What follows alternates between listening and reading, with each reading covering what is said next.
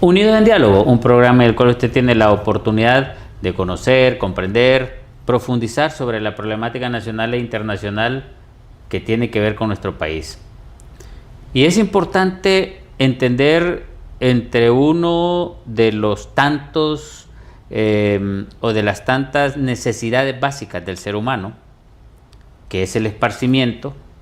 Ya hemos hablado aquí varias veces con muchos invitados entre las necesidades básicas de la alimentación, educación, vestuario, vivienda, y yo varias veces les he dicho salud, educación, y yo varias veces les he dicho el esparcimiento es una necesidad básica, o sea, las personas tienen que divagar su mente, divertirse es una necesidad básica, no es un lujo, no es un sobrante, como creen algunos, es una necesidad básica de un ser humano. Ese esparcimiento que lo podemos obtener mediante juegos, mediante cine, mediante caminatas, reuniones, o sea, es el deporte, o sea, todos esos son aspectos de esparcimiento, de salud mental que el ser humano tiene como una necesidad básica. Que en un país como el nuestro, lamentablemente, no se toma mucho en cuenta, porque ni se toma en cuenta la salud, ni la alimentación, trabajo, vivienda. Entonces, ¿para qué vamos a tomar el esparcimiento? Dirán los que normalmente toman decisiones. Pero por eso es importante que nosotros los hondureños sepamos, conozcamos muy bien nuestra Constitución de la República, los deberes y derechos que tenemos.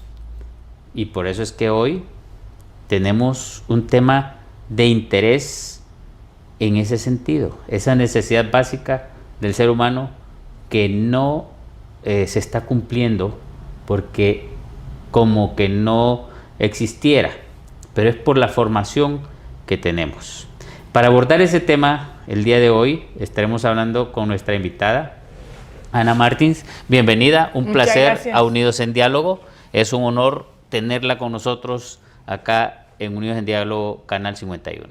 Un placer, gracias por recibirme y por supuesto coincido completamente con lo que usted está diciendo y se vio, por supuesto, yo siento que se vio bastante remarcado en el periodo de pandemia, digamos, en ese sentido, se vio la necesidad de esparcimiento y de desconectar con otras cosas, ¿no? O sea, como hacer ejercicio, y por supuesto el cine que tiene mucho más de, digamos, no solo esparcirnos, sino que también nos educa y puede tener todo otro, digamos, otro nivel de mensaje. Ana, antes de que abordemos o que profundicemos un poco en el tema, nos gustaría saber dónde nace usted, su proceso de educación y cómo llegó a estar donde está en este momento. ¿Cómo llegamos, digamos, a esta locura del cine? Sí, no, mire, yo soy de Tegucigalpa, así, todo el mundo me pregunta porque normalmente, pues sí, tengo mis dejes, digamos, hondureños y a veces inclusive sanpedranos, porque todavía sigo diciendo el San Pedro, entonces porque he vivido varios años por allá. Y la realidad es que, bueno, yo nací aquí, estudié parte aquí, parte en San Pedro Sula, y luego estudié comunicación por acá y siempre tuve como un interés en el arte, estuve haciendo música, danza, teatro, baile durante muchos años. Y por supuesto cuando llegó la oportunidad de estudiar, yo dije, bueno, me voy a hacer comunicación, que es lo más cercano, ¿no? Y después, estando ya en la carrera, digamos que me fui involucrando en procesos de producción audiovisual, documental, ficción y demás. Y luego ya, a medida se fueron dando las circunstancias, evidentemente me fui enfocando más hacia la producción audiovisual y hacia la cinematografía. Y me fui a especializar afuera, o sea, fui a hacer prácticas en Sudamérica y luego ya me fui a especializar en España y de cierta manera fue un reto. Yo siempre digo eso, el reto de, por supuesto, me podría haber quedado allá trabajando de cualquier cosa, pero yo siento que hay una tarea que hacer aquí en Honduras para muchas cosas que no pueden mejorar si no hacemos la labor. Y entonces yo decidí, bueno, regresarme, que de cierta manera aquí hay digamos, un mundo que todavía es inexplorado en el tema del esparcimiento, del arte y de la cultura en general. O sea, nos falta mucho por desarrollar. Entonces yo dije, bueno, hay que regresar a Honduras, hay que intentar hacer algo. Y entonces yo me regresé, fue un reto, por supuesto, porque a uno le enseñan a hacer las cosas como lo hacen en Europa o en Estados Unidos, que son las grandes, digamos, líderes cinematográficos, pero la realidad es que nosotros somos Latinoamérica, tenemos otro sabor, otro sazón, y entonces hay que hacer las cosas como las hacemos en Honduras, porque podríamos decir que no, que lo hacemos como Latinoamérica, todavía estamos aprendiendo, aquí estamos desarrollando un cine emergente, que es que recién comenzamos a hacer este tipo de cosas. Entonces realmente para mí ha sido como un camino de aprendizaje de todas las artes, porque la realidad es que el cine es como la mezcla de todos esos artes y de cierta manera es como que eso me permite también seguir involucrado en todo, ¿no? En música, danza, baile, porque seguimos de cierta manera desarrollándonos y poniendo en práctica eso. ¿Y cuál fue su primera experiencia, ya sea en cine o en cortos?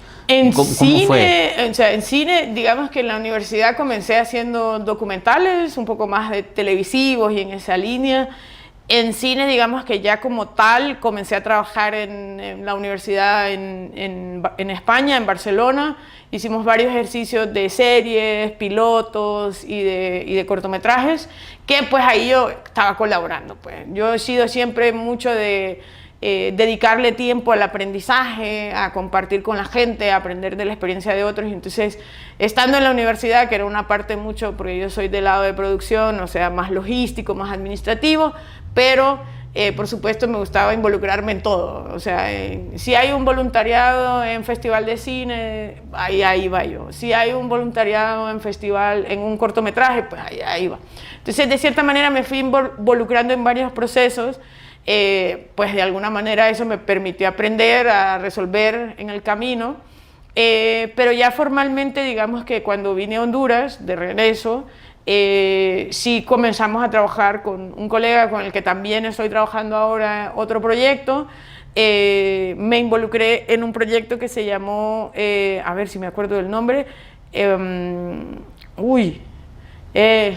porque siempre me acuerdo de las historias, pero soy malísima para los nombres. Entonces, comenzamos esta película que en realidad toque de queda, ya, yo sabía que me iba a acordar en el camino. Entonces, toque de queda con Javier Soazo, él estaba desarrollando esta película, en un momento donde hacer cine en Honduras era bastante complicado, requería como la colaboración de todos, y lo que nosotros hacíamos era, gracias a una colega que me involucró porque venía llegando a Honduras, me involucró y comencé a asistir, y la realidad es que yo estaba trabajando, también soy docente en la universidad, entonces estaba dando clases durante el día y durante la noche íbamos a grabar la película, y entonces era como, no sé en qué momento dormíamos, pero literal comenzamos a trabajar ahí en esa película. La película salió unos años después. Diría que ese es como el primer ejercicio. Luego ya a nivel industria y formalmente, pues sí, de cierta manera ya me involucré en proyectos como Un lugar en el Caribe, con Juan Carlos Fanconi, o con Carlos Membreño hicimos Amores de Película y así. O sea, he ido como, de cierta manera, aprendiendo en el proceso e involucrándome y de cierta manera en la lucha también, sobre todo porque justamente creemos que es necesario el cine y el arte para la sociedad y sobre todo para discutir diferentes temas, porque para eso sirve. O sea, yo siento que el arte es para eso, no es solo porque exista y porque queremos que exista, sino también como para dialogar, ¿no? De cierta manera. Y entonces me fui involucrando no solo en la parte de crear el cine, sino también de hacer posible que en este momento pues tengamos oportunidades diferentes, un contexto donde tenemos ahora un instituto de cine, una ley de cine que nos apoye un poquito más, pero hemos estado como haciendo diferentes esfuerzos así. ¿Y alguno de esos cortos o de las películas que han hecho su producción que tenga como más sabor, más aprecio, que el cariño que uno le deposita a alguna de las actividades que hace? Mire, todos me gustan, pero siempre cuento porque me preguntan eso de que cuál le tengo más aprecio. La realidad es que siempre he ido como aprendiendo cosas diferentes de cada uno de los proyectos, pero siempre le tengo mucho aprecio a un cortometraje que hicimos con un colega de la universidad que se llama Ángel Maldonado. Es un cortometraje que trabajamos con el actor Jorge Osorto, con Eduardo Bar y Lardizábal, que son como actores de la tercera edad y mayores, pero claro, son gente sabia que le estaba aportando muchísimo y le siguen aportando muchísimo al cine. Y ese corto fue bonito porque fue una experiencia como más de... O sea, evidentemente uno trabaja todos los días, pero ese fue como un corto donde nos lanzamos a hacerlo porque queríamos hacerlo y de disfrutarlo. Y de cierta manera fue así como decir, hay un feriadito de octubre, aprovechemos el feriadito de octubre para grabar ese cortometraje. Y fue como, bueno, hagámoslo porque tenemos el tiempo. Y entonces un poco fue disfrutar, digamos, el hacer el cortometraje entre amigos y así. Pero yo creo que en general, o sea, ese es uno de los que le tengo como mucho cariño porque me parece que es una comedia bonita, sencilla, pero tiene un contenido social importante. Pero de cierta manera siento que todos los proyectos todavía en Honduras siguen siendo muy desde la colectividad y desde el aporte de los colegas. Como se puede decir, más amor al arte que la posibilidad de hacerse financiero, de hacerse millonario, uno todavía no. La realidad es que como lo que estamos trabajando es más allá de que sí, la realidad es que existe una necesidad innata de nosotros, del colectivo, digamos, de cineastas, de hacer cine, ¿no? Entonces, sí que lo hacemos un poco por amor al arte, pero pues de algo se tiene que vivir y hay que pagar las facturas.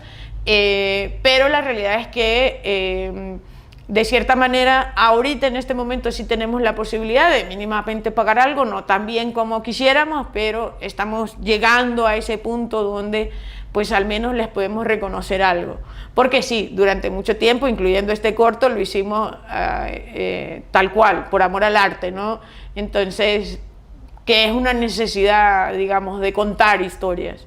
Entonces, durante mucho tiempo hemos estado haciéndolo así, ahora pues evidentemente, justamente por esa necesidad que realmente es consciente, gracias a Dios por fin el Estado en ese sentido de que se necesita y además es una herramienta ideal para compartir mensajes y para educar y para otro montón de cosas.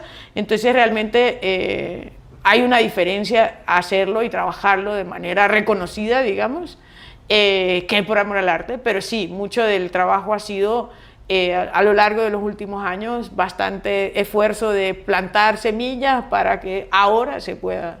¿Y dónde normalmente los presentan? ¿O han participado en concursos internacionales? ¿Qué oportunidades han tenido y qué? A nivel general, digamos, sobre todo yo vengo de la escuela de mostrarlos y exhibir las obras, porque precisamente las obras son para verse, para de alguna manera llevarlo a la audiencia. Esa es más o menos mi escuela y sobre todo comencé a trabajar en el universo de la distribución. Entonces, hemos tenido oportunidad de mostrarlos tanto a nivel internacional en festivales, algunos de ellos, Santitos anduvo dando bastante vuelta, las películas en sí mismas, por ejemplo, los largometrajes, creo que varios de ellos están en Amazon o en plataformas similares. Un lugar en el Caribe creo que está en plataformas, La Condesa también está en plataformas. Son varios largometrajes que están realmente en el acceso. Ahorita en este momento, digamos, tenemos una en sala y estamos preparando la siguiente. Entonces, de cierta manera, lo que estamos buscando es que la audiencia, educar a la audiencia para ver historias hondureñas. Porque claro, estamos acostumbrados a ver películas y historias americanas, sobre todo, norteamericanas, y Terminator y Warner y Sony y todas estas cosas. Y ahora con la invasión china. Pues, además, pero de cierta manera es como que siento que cuando tenemos contenidos alternativos, qué sé yo, Asia, con todo, China, Corea, etcétera, o sea, digamos que el contenido o el cine internacional es tan poco que apenas y se ve, pero digamos que el 90% de lo que está en pantalla actualmente es norteamericano. Entonces sí es importante como ir educando a la gente que, por supuesto, tenemos historias hondureñas, historias latinoamericanas que nos son más cercanas, pues, o sea, es una realidad donde tanto económica, social y culturalmente son más cercanas a nosotros. Es ver algo.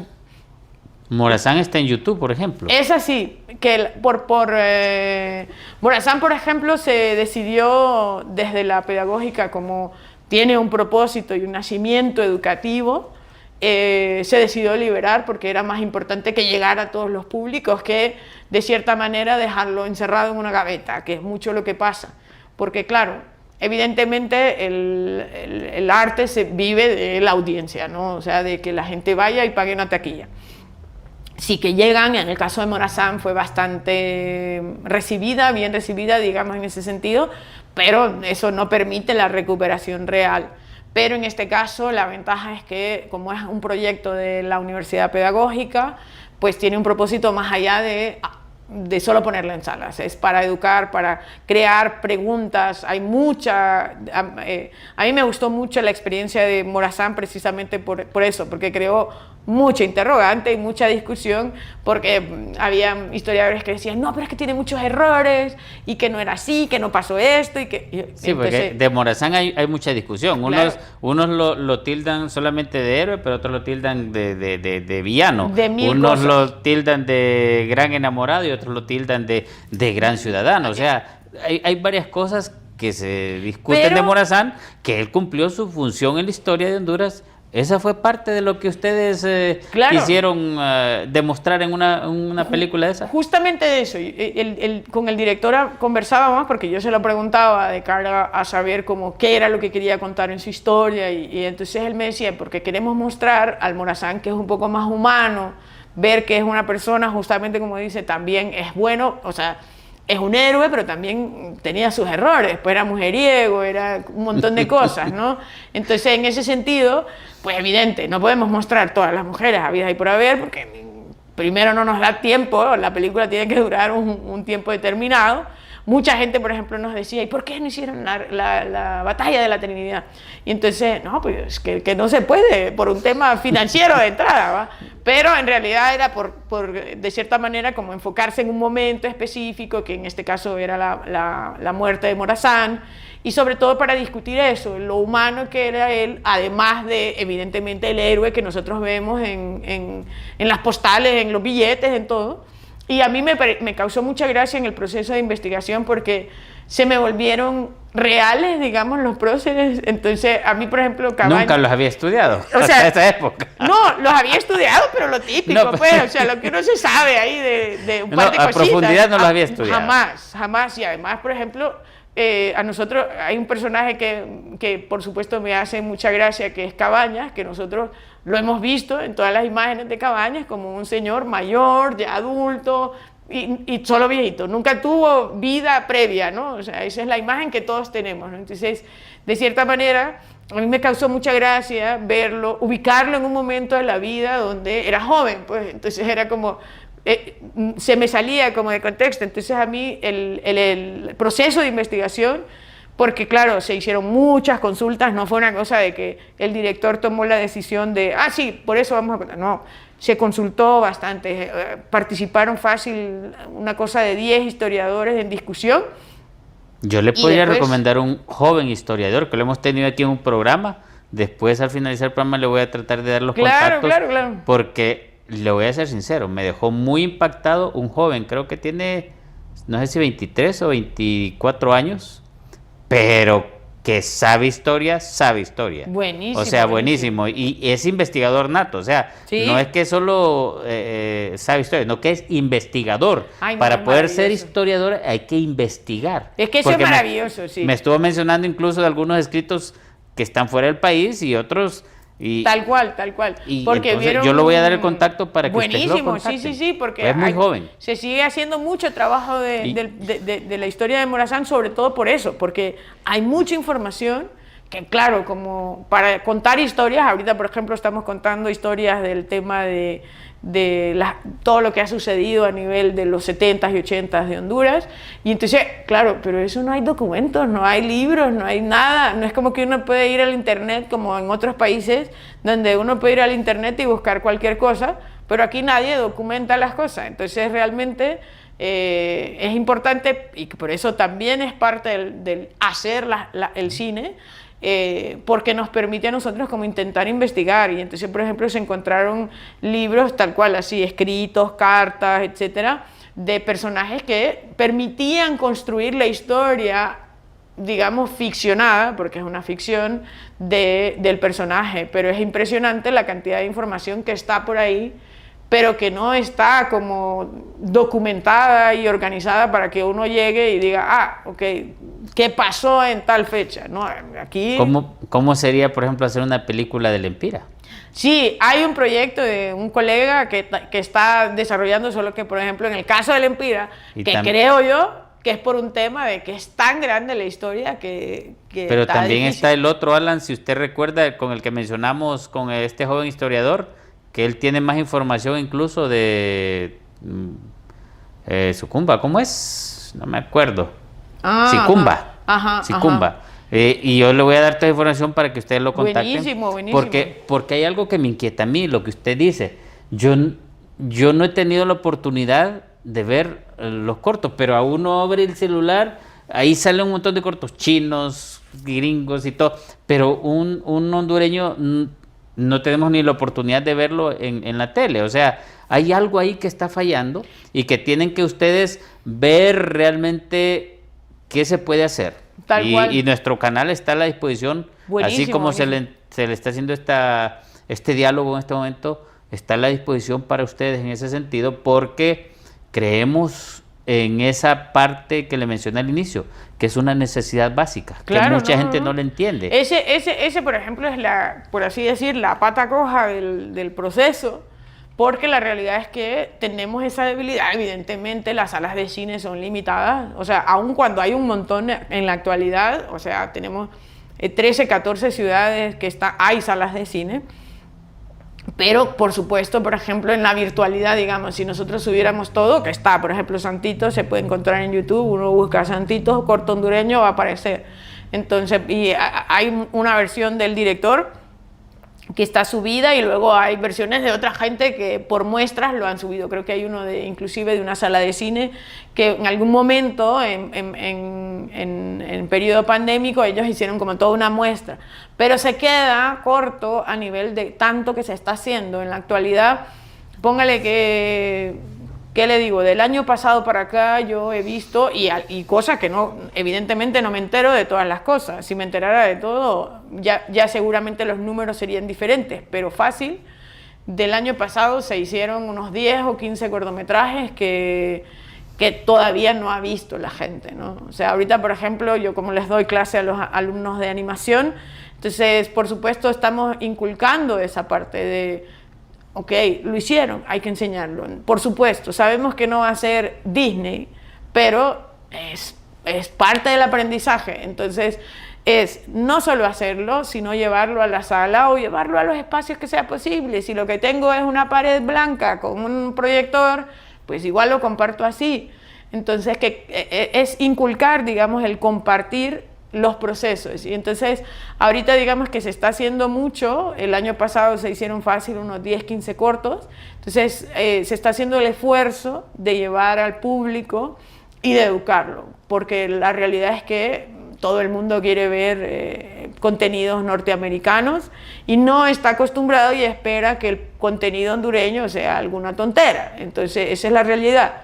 Entonces, ahorita es como decirle no, o sea, sí hay contenido chistoso, y sí hay contenido cómico, y está bien, hay comedia pensada, digamos, de cierta manera, pero también hay contenidos de crítica, de reforma, de educativos, de terror, de alegría, de animación, hay de todo.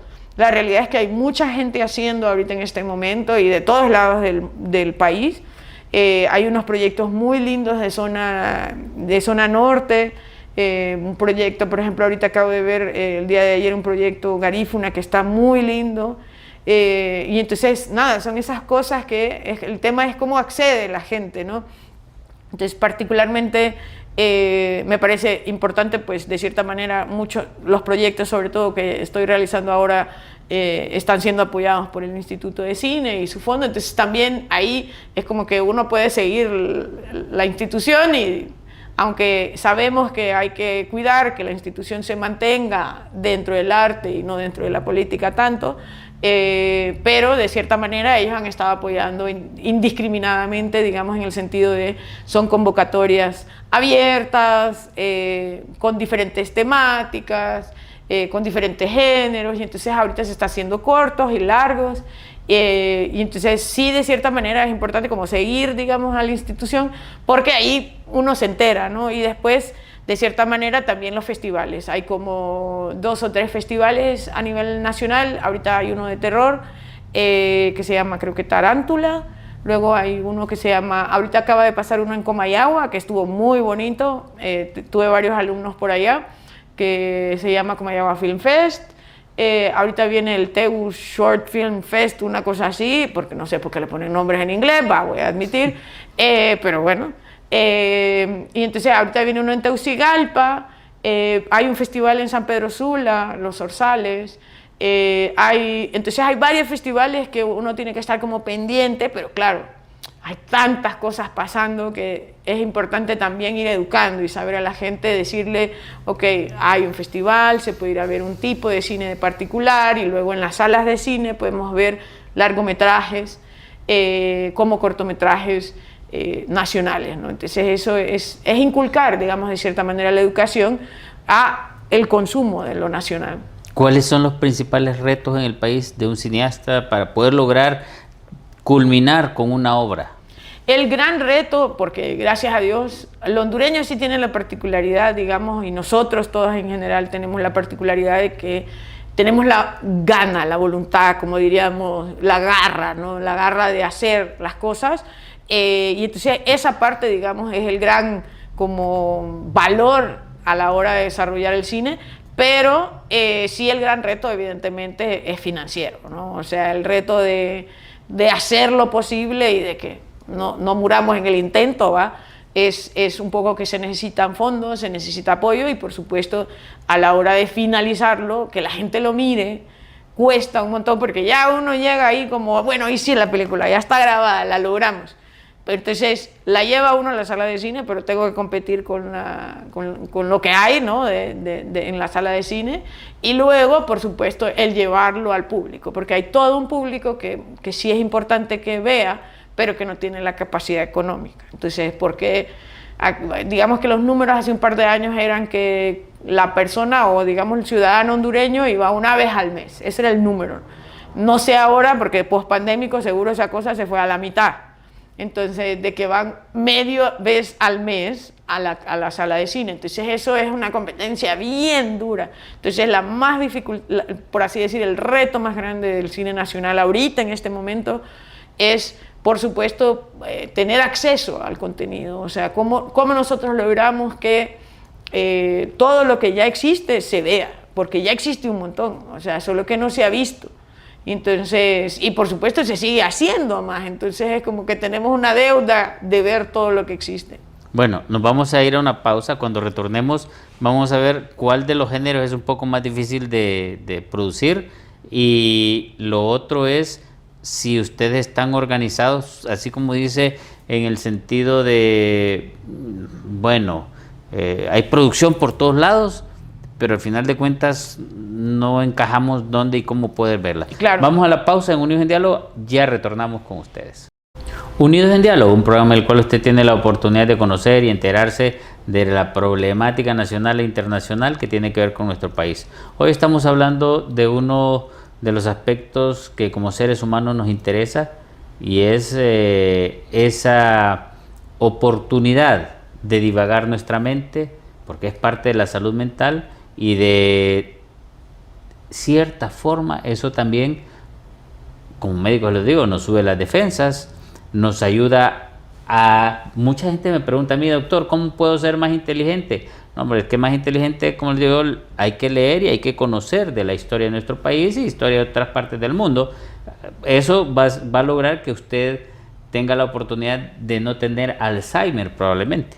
Entonces, sí son aspectos que tienen que ver mucho con nuestra salud mental y tienen que ver mucho con nuestro país, y que lamentablemente tampoco se le ha dado la oportunidad a lo largo de los años en facilitarle. Y ya se nos ha mencionado que parte del problema es económico y parte del problema es que la población tampoco asiste a las salas de cine para poder ver estas películas y también disponer de los cortos en diferentes plataformas que tienen que ser pagadas. Entonces, todos estos aspectos tienen de una u otra forma que abordarse y que buscárseles soluciones. Y hoy estamos con Ana aquí para hablar sobre este tema y vale la pena que usted conozca y entienda. Ana, antes de irnos a la pausa, quedamos pendientes de cuál es el género más difícil y de una u otra forma le planteamos aquí lo de no solo el Empira, sino que, qué sé yo, tal vez nosotros drama, acción, ¿por qué no telenovelas? ¿Por qué no, bueno, qué pasó con las de terror? Por ejemplo, usted mencionó que hay algunos aspectos. Lo que pasó, por ejemplo, con Copán Ruinas, toda esa Sí, no, la ahí... Ciudad Blanca que tenemos. Y hay un proyecto de Ciudad Blanca. Qué sé yo, terror, por ejemplo, todo el mundo menciona en el San Felipe que salen las monjitas.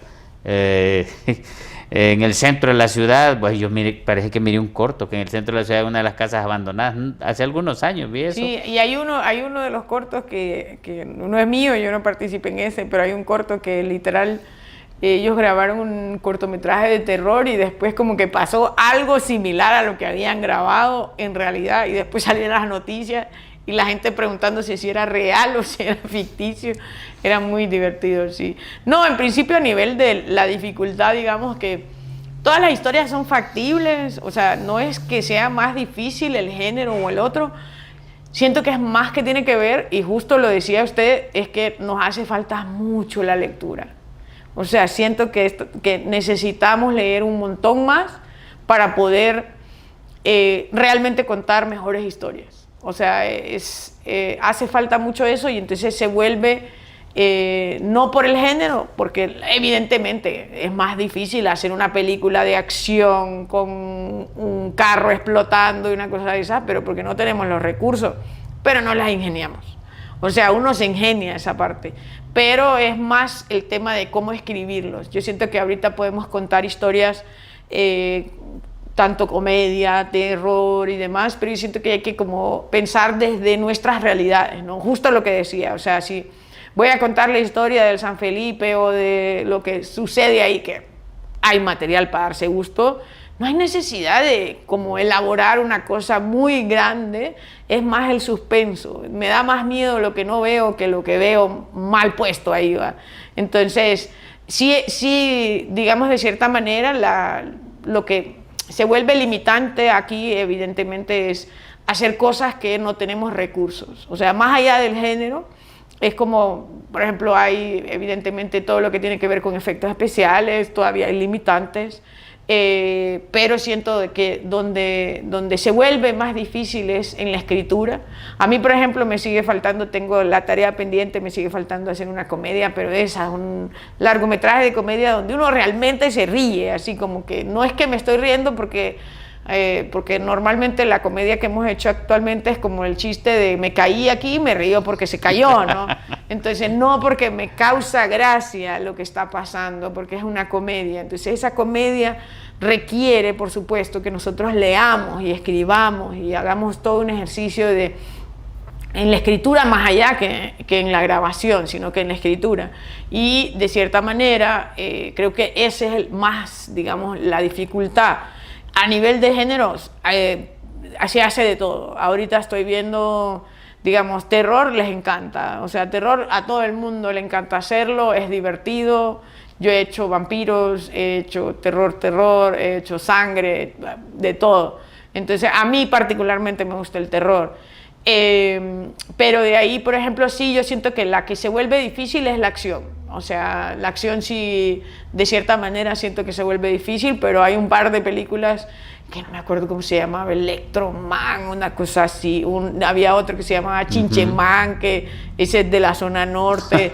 Entonces, o sea, aparecen de todo. Yo hago... Superhéroes. Superhéroe, a mí me encantan esas... Pero de cierta manera son películas que la gente no ha podido ver, ¿no? O sea, están ahí, se hicieron un montón, un grupo de personas estuvieron trabajando en ello, pero no se han visto, o sea, no se han visto tanto. Yo, por ejemplo, hay una que es de un colega cineasta, Ángel del Valle, que conozco varias gente que participó en ella, y esa, por ejemplo, nadie la ha visto, y tiene su categoría, pues. Entonces, porque estas son pensadas como para que sean, digamos, como de superhéroe, pero claro, no tenemos la plata para hacer películas de superhéroe. Entonces yo siento que ahí, en ese caso, más allá de no tener la economía o las finanzas para poder hacer una cosa de esas, también tenemos las limitantes técnicas, ¿no? Entonces, que por supuesto en este momento la tecnología es mucho más accesible y todo ese tipo de cosas, y cada vez se va volviendo como más loca, digamos, la situación, porque ahora está con la inteligencia artificial, se pueden hacer cosas,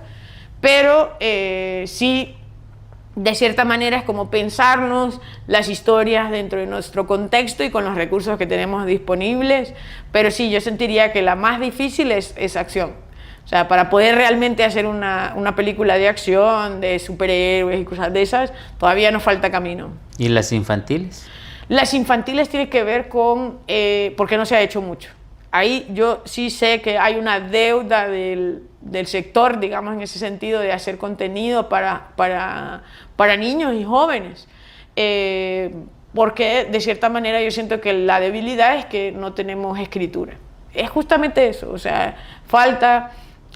ponerle atención y entender que hay que tener mucho cuidado lo que uno le dice a un niño, ¿no? O sea, porque evidentemente los estudiosos, yo trabajé mucho en contenido infantil, y los estudiosos establecen, digamos, de cierta manera, que cuando uno hace contenido infantil, por supuesto, lo tiene que entender el niño de una manera, lo tiene que entender el jovencito de otra manera, y por supuesto el padre, que va a ir obligatoriamente a verlo con el niño, tiene que disfrutarla, si no se aburre.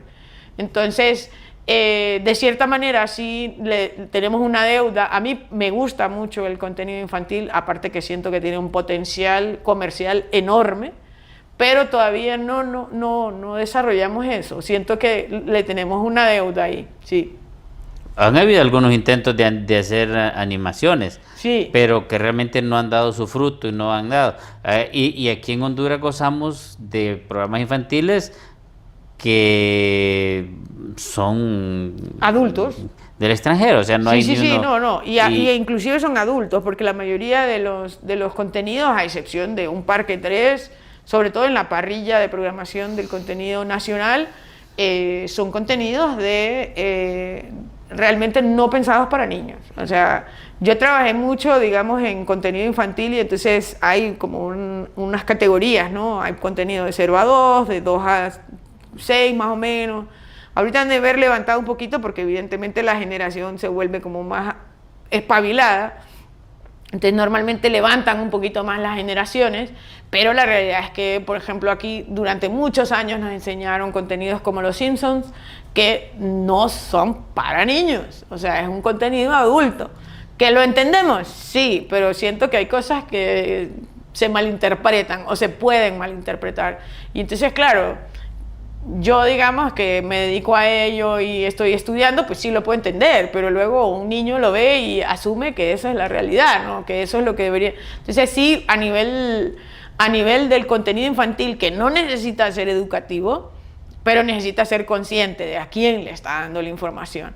Entonces sí, ahí tenemos una súper deuda porque se ha hecho muy poco. Hay creo que un par de cortitos que se han hecho pensando en la audiencia infantil, pero de ahí poco más. Yo quise iniciar aquí en el programa un programa infantil, por más que busqué personas, hice muy difícil, no pude arrancar con el proyecto, ¿verdad? Habría que ver si podemos hacer algo en ese sentido. Sería una invitación adecuada en público. Y habría que ver, por ejemplo, si en el país hay, bueno, escuelas o donde jóvenes pueden buscar aprender, prepararse sobre ser actores, actrices, cineastas, o sea, o no hay oportunidad en el país. Sí, hay mucha, la realidad es que hay mucha oportunidad.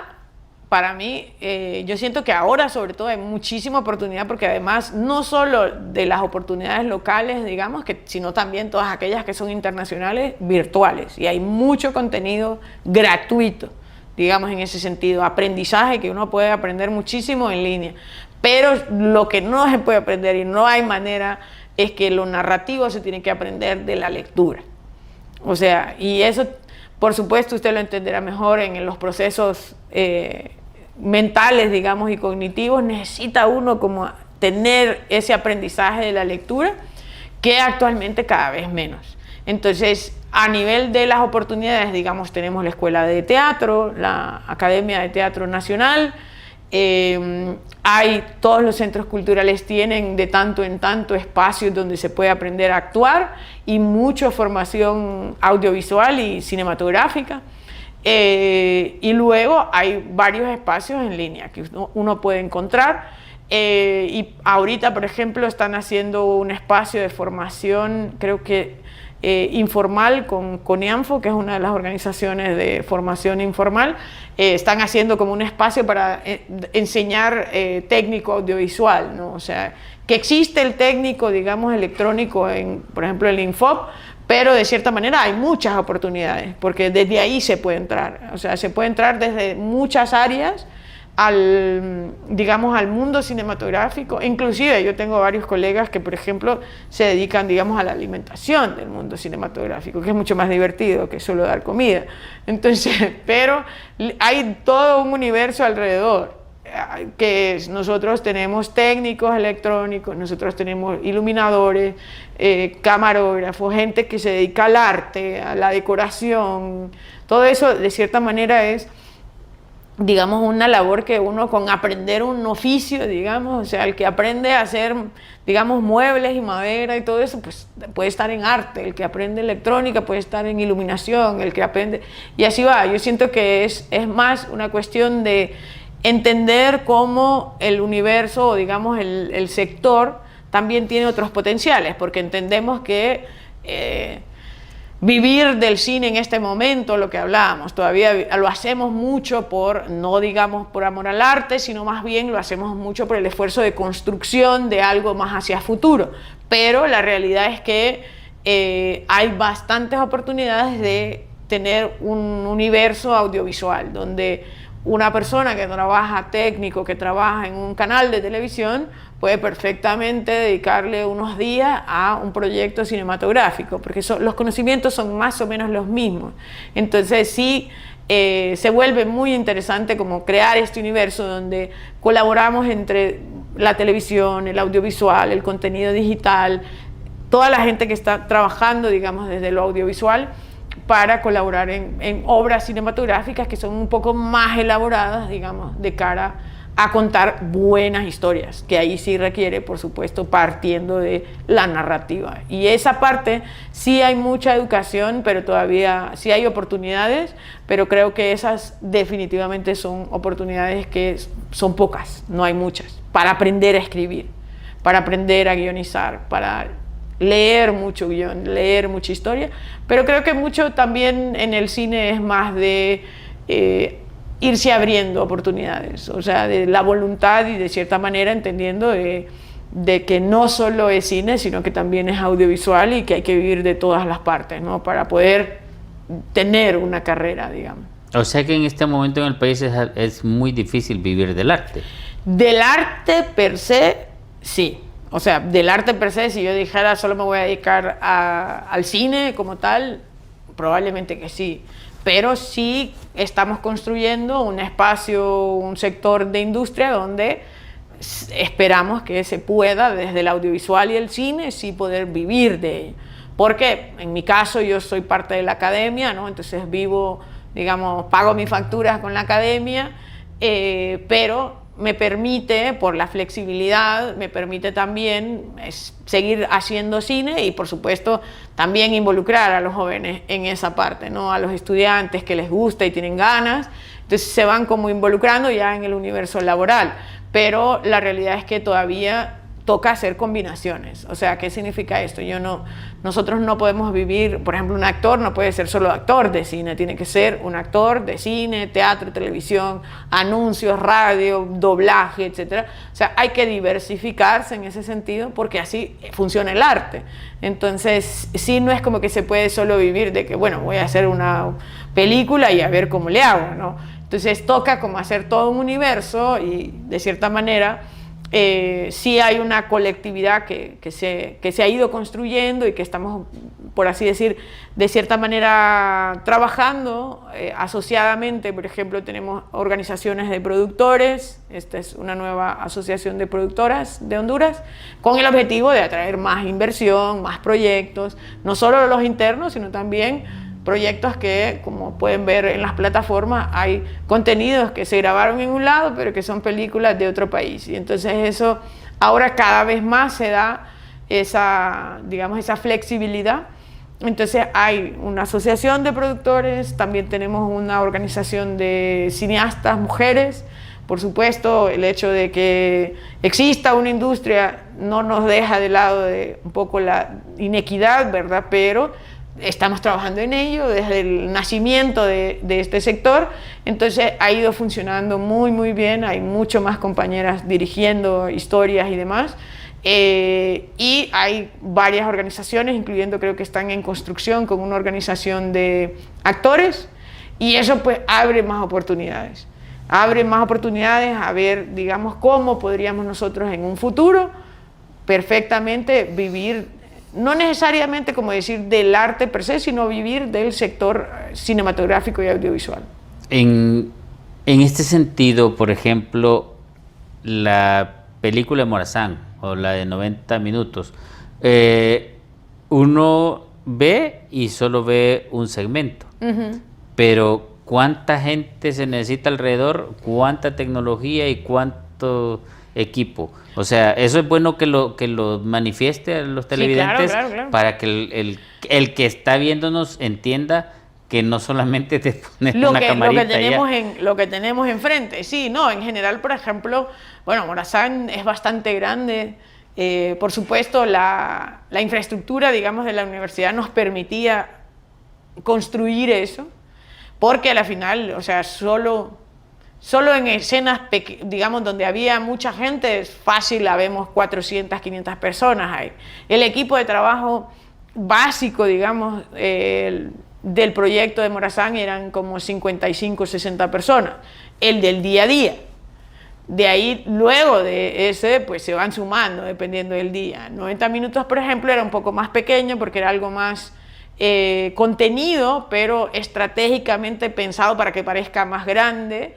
Ese tenía un equipo de trabajo base de 25 a 30 personas, pero alrededor, pues evidentemente tenemos todo el equipo de alimentación, de transporte, se mueve un montón. En el caso, por ejemplo, de Morazán, mucho del apoyo para las multitudes era con Fuerzas Armadas, que llegaron los militares. Por supuesto, tuvimos que dejar de lado de que en ese periodo histórico no existen las rasuradoras ni nada de eso, entonces, pero bueno, nada, y salen rapaditos los muchachos, pero intentamos de que no se viera, igual que, por ejemplo, tienen botines que son de goma, eso no existe en ese periodo histórico. Que salieran muñequitos. Ajá, entonces, no, pero y bueno, muñequitas. Pero a la final, de cierta manera, pues uno necesita cuerpos humanos que se vean ahí, y por supuesto tratamos de que no se viera lo que sabemos que no existe, o sea, pero que no saliera un celular sonando, por ejemplo. Entonces ese tipo de cosas, igual inclusive que por eso siempre digo que porque gracias eso a Dios, ha pasado en producciones grandes, sale el celular y cosas de esas, y gracias a Dios, por ejemplo, nosotros siempre recibimos colaboración, y a mí me encanta grabar películas fuera de la ciudad, porque mucho de, por ejemplo, del Morazán se grabó entre Cedros y Comayagua. Qué hermosos Cedros, ahí hice mi servicio social yo. Y es Adoro maravilloso. ese municipio. No, y es maravilloso, es lindísimo. Grabamos en casi toda la comunidad de Cedros, hacia afuera, todo. Y por supuesto era divertido porque Cedros es una comunidad bastante pequeña, pero las dejamos sin luz porque evidentemente no existe la luz en el periodo histórico de Morazán. Y cortamos la luz. Estuve yo también colaborando con una película de La Partera que hicieron ahí en Cedros. Y fue en mi servicio, o sea, estamos hablando hace que fácilmente 25 años. Cabal. 25 años, no sé cuándo hicieron la Morazán en Cedros. Se hizo en el 2017, por ahí. Alguien me dijo, porque yo estaba ahí, Sí. con frecuencia iba a Cedros a ver la gente que me quería, y sí me contaron que estaban haciendo esa película. Ahí nosotros hicimos literal, claro, la comunidad para recibir 100 personas era imposible, ¿no? Entonces nos quedamos entre Cedros y otras comunidades alrededor, que estuvimos como una semana y media más o menos, y se grabó todo en el centro. Literal nosotros le tuvimos que pedir, porque Cedros, bueno, digamos el periodo histórico tiene el empedrado, tiene la iglesia, pero estaban reconstruyendo una casa que está justo al lado de la iglesia. Esa era una casa bellísima de 2 pisos, pero claro, es que es bien costoso mantener una casa de los 1800 y así.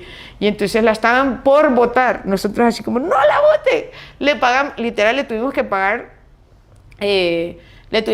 a los obreros que estaban listos a botar la casa, para que no trabajaran durante 2 días que íbamos a grabar nosotros, y entonces para que después de esos días comenzaran a trabajar, porque literal la grabamos, quedó puesta ahí en la película al menos, porque es de esas, digamos, pocas casas históricas, digamos, que tenían 2 pisos, porque era un lujo. Las casas que tenían 2 pisos era un lujo en ese entonces. Entonces, que nosotros era como, la necesitamos antes de que la voten, por favor, no la voten. Pero sí, la realidad es que gracias a Dios, las comunidades normalmente nos reciben a nosotros con una apertura. Nada, nosotros nos fuimos a quedar, hay un hotel en Cedros, hay hoteles alrededor que nos quedamos también, pero mucha de la gente también durmió en casas, o sea, en casa de que le abrieron la habitación y es como, aquí le vamos a alquilar una habitación, entonces ahí se quedaban 2, después aquí le vamos a alquilar otra habitación. Eso se acostumbra. Entonces, sí, entonces literal, que pasa mucho con la gente que llega a hacer los servicios sociales, que le abren una habitación de... Y entonces, en mi caso yo alquilé una casa para mí solito. Así, tal cual, y entonces literal, el director se fue a quedar con una persona, digamos, que le alquiló parte de su casa, porque hay gente que vive ahí en Cedros y que eran conocidos, y se quedaron ahí el director y otras personas más, y después así nos fuimos repartiendo por toda la ciudad. Y vieron la casa donde se realizó el primer congreso, me imagino. Así es, aparte de... Al par de esa casa viví yo. Entonces, a la entrada, o sea, ahí parte digamos, de las tomas que nosotros grabamos ahí, se hacían frente a esa casa, y por supuesto el café de la esquina, que es donde uno entra, ahí estuvimos, por así decir, tomándonos la ciudad. Y bueno, todos esos días que estuvimos ahí, la gente de Cedros podrá dar fe que literal les invadimos toda la ciudad, ¿no? Porque era como, tiene una ciudad que circula poca gente, digamos, de repente ven 100, 200 personas ahí, porque los días que llegaron... Era como para la feria. Sí, así, porque los días que llegan los militares era como ellos llegan en un bus y nosotros los vestíamos con uniformes del apellido, pero la realidad es que era un montón, pues, o sea, eran como 100 personas y las usábamos varias veces ahí, pero sí. Está bueno. Y la última producción que han realizado y que está en los cines, ¿cómo surge la idea de hacer 90 minutos y lo fundamental, porque ya tenemos poco tiempo para abordar este tema de 90 minutos? Sí, nosotros 90 minutos es digamos, una historia o un proyecto colaborativo. Es una antología de 4 historias que tienen que ver con los retos, digamos, de la vida en general. Hay varios temas, hay un tema de migración, un tema de violencia de género, un tema de la violencia en el periodismo y la violencia en las barras, digamos. Entonces, la idea es como dialogar sobre eso, pero desde un punto de vista donde el eje fundamental es el fútbol, ¿no? Entonces, por supuesto, ahí no estoy spoileando nada de la película, sino que estamos contando la parte, digamos, básica de la película. Esta nace de una historia que escribe un ex alumno mío, Daniel Frañó. Él escribió el guión y me dijo, porque yo no conocía, ahora trabajo mucho con el director, Aidan O'Connor Agurcia, que suena súper película gringa, pero no, es hondureño. Él, por ejemplo, yo no lo conocía en ese momento, pero Daniel Frañó nos juntó a nosotros y me invita a mí a apoyarle junto a otro productor, Luis Flores.